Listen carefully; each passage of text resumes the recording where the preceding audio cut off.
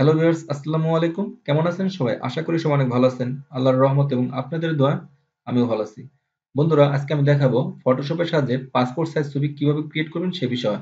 এই টিউটোরিয়ালটি প্রথম থেকে শেষ পর্যন্ত দেখলে আপনারা পাসপোর্ট সাইজ ছবির ব্যাকগ্রাউন্ড চেঞ্জ করতে পারবেন, তারপর ছবির ব্রাইটনেস বাড়াতে পারবেন, কমাতে পারবেন, তারপর ছবিতে কোড ড্রাই সবকিছুই করাতে পারবেন। আশা করি ভিডিওটি প্রথম থেকে শেষ পর্যন্ত দেখবেন, তাহলে এই কাজগুলো আপনারা স্টেপ বাই স্টেপ শিখতে পারবেন। কথা না বাড়িয়ে শুরু করছি আজকের টিউটোরিয়াল। প্রথমে আমি টুলবার থেকে পেন টুল সিলেকশন করলাম। যেহেতু আমি ব্যাকগ্রাউন্ড চেঞ্জ করব এবং এই টি শার্টটা চেঞ্জ করব, তার জন্য ছবিটাকে ক্লিপিং পাথ করতে হবে। আমি অনলি এই ফেসটা ক্লিপিং পাথ করব। একটু জুম করি ফাইলটা।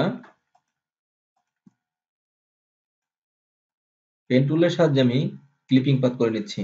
অলকে প্রেস করে এই অ্যাঙ্কার পয়েন্টটা ডিলিট করে দিবেন। তারপর স্পেস বার চেপে আপনার ফাইলটা যে কোনো দিকে মুভ করতে পারবেন। এখানে ক্লিক করলাম, তারপর আপনার মাউস লেফট বাটন চেপে এই রেখাটা ডানে, বামে, উপরে, নিচে সব দিকে মুভ করতে পারবেন। তারপর অল কি প্রেস করে ডিলিট করে দিলাম। একটু জুম করি। জুম করে ক্লিপিং পাথ করবেন, তাহলে কাজটা পারফেক্ট হবে। একটু রাউন্ড করে দেই।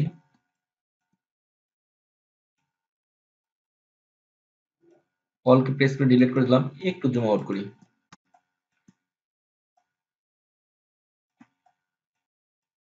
চুলের একটু ভিতর দিয়ে আমি ক্লিপিং পাথ করছি।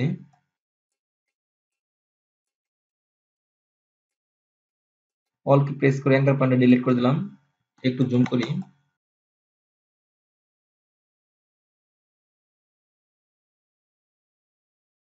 একটু জুম আউট করি।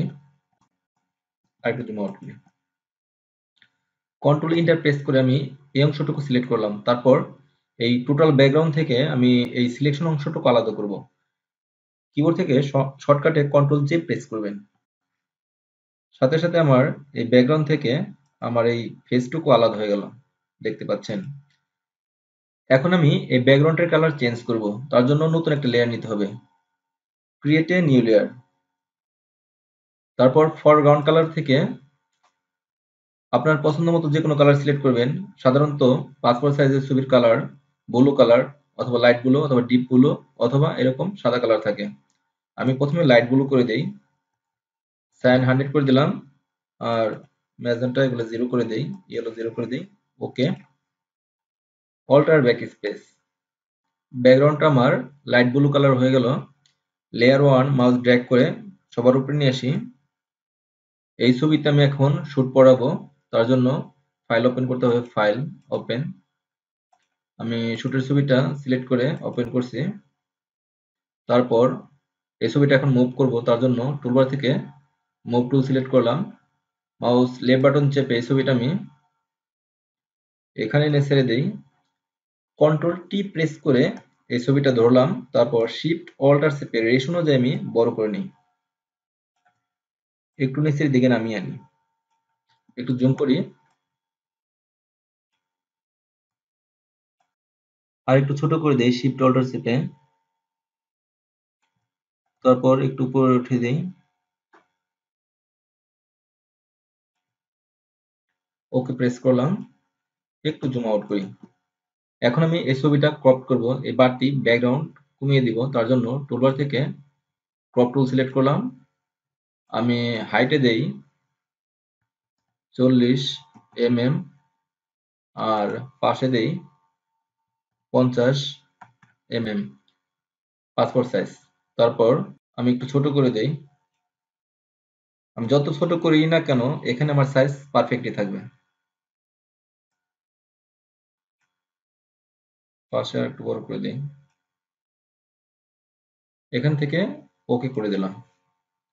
তারপর শিফট চেপে এই লেয়ার 3 আর এই লেয়ার 1 সিলেক্ট করলাম। আমি এই দুটি লেয়ারকে এক করে দেব। কন্ট্রোল ই প্রেস করে এক করে দিলাম। কন্ট্রোল টি প্রেস করে সিলেক্ট করে ছবিটা আপনার প্রয়োজন মতো বড়, ছোট সবকিছু করতে পারবেন। আমি আর একটু বড় করে দিই। ওকে। আপনার কাছে যদি এই ব্যাকগ্রাউন্ডটা ভালো না লাগে, তাহলে আপনি অন্য একটা ব্যাকগ্রাউন্ড দিতে পারেন। অন্য একটা কালারের নতুন একটা লেয়ার নিলাম। তারপর ফরগ্রাউন্ড কালার থেকে আমি ডিপ ব্লু কালার চুজ করি। ওকে প্রেস করলাম। Alter backspace. দেখেন আমি এই কালারটা দেওয়ার পর একটু প্রবলেম দেখা দিয়েছে, এখানে দেখতে পাচ্ছেন একটু প্রবলেম আছে, হালকা সাদা কালার বেরিয়ে এসেছে। যদি এরকম হয় তাহলে কি করবেন? তাহলে এখানে এসে এই লেয়ার থাম্বনেইলের উপর মাউস রাইট ক্লিক করে সিলেক্ট পিক্সেল, তারপর আমি এই সিলেকশন অংশটুকু একটু ভিতরের দিকে ঢুকাবো, ভিতরের দিকে ইনসাইড করব। সিলেকশন, মডিফাই, কন্ট্রাক্ট, আমি 2 দিলাম, ওকে প্রেস করলাম। দেখেন একটু ভিতরের দিকে ঢুকে গেছে। তারপর আমি একটু জুম আউট করি। এখন বাইরের অংশ সিলেক্ট করব, ইনভার্স করতে হবে, সিলেক্ট, ইনভার্স, একটু জুম করি। এখন আমি এই অংশটুকু রিমুভ করব। তার জন্য টুলবার থেকে ইরেজার টুল সিলেক্ট করলাম। ইরেজার টুলটা ক্লোজ থার্ড ব্র্যাকেট চেপে একটু ছোট করে নেই। এভাবে মাউস চেপে এই বাড়তি অংশগুলো রিমুভ করে দিই। তারপর স্পেস বার চেপে আমি ডান পাশে আসি, এ পাশ থেকেও বাড়তি অংশগুলো আমি রিমুভ করে দিই। একটু জুম করি, এই অংশটুকু একটু রিমুভ করে দেই, তাহলে পারফেক্ট হবে।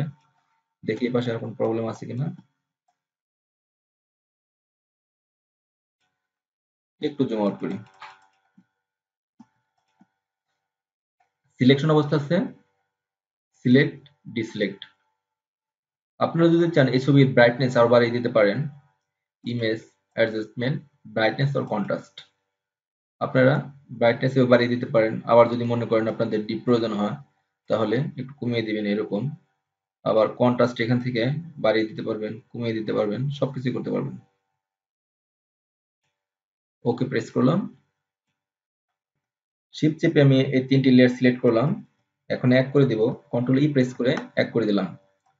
আগে ছিল এরকম, এখন হয়েছে এরকম। এখন আমি এই পাসপোর্ট ছবিটাকে A4 সাইজে সেটিং করে দেখাবো কিভাবে প্রিন্ট করতে হয়।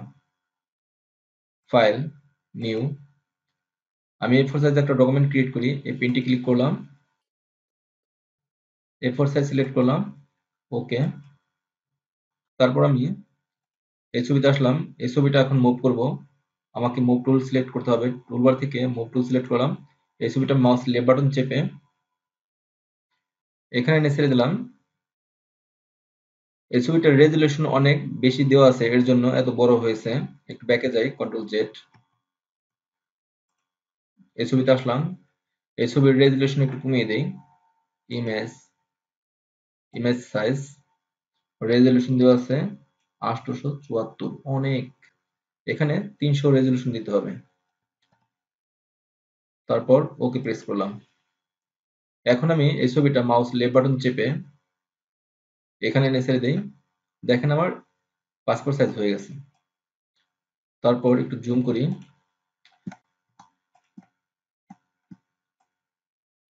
এখন আমি এই ছবিটা কপি করব, শিফট অল্টার চেপে এই ছবিটা মাউস ড্র্যাগ করে কপি করছি।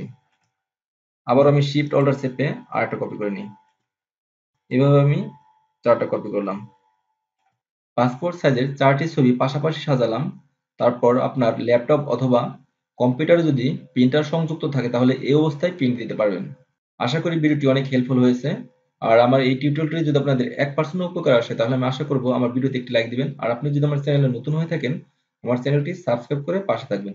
কথা হবে নেক্সট টিউটোরিয়ালে। আল্লাহ হাফেজ।